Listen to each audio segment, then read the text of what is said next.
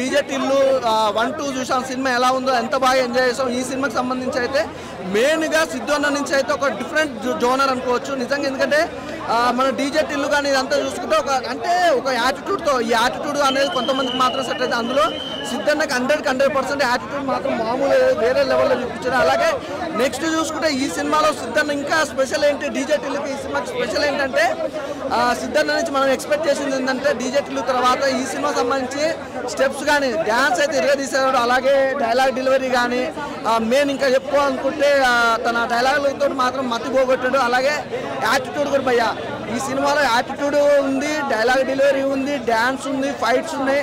అలాగే వేరే level love scenes కూడా చాలా బాగున్నాయి. అంటే లవ్ ట్రాక్ కూడా ఎంతవరకు ఉండాలో అంతవరకు లవ్ ట్రాక్ ఉంచడం లేదు భయ్యా. నాకు ఫస్ట్ హాఫ్ ఎలా అనిపించిందో సెకండ్ హాఫ్ కూడా అంతే. అంటే ఒకే లెవెల్లో వెళ్ళిపోయింది సినిమా. అంటే ఫస్ట్ హాఫ్ హైలైట్ ఉంది, సెకండ్ హాఫ్ తగ్గడం అనేది అయితే నాకు ఎక్కడ అనిపించలేదు. అలాగే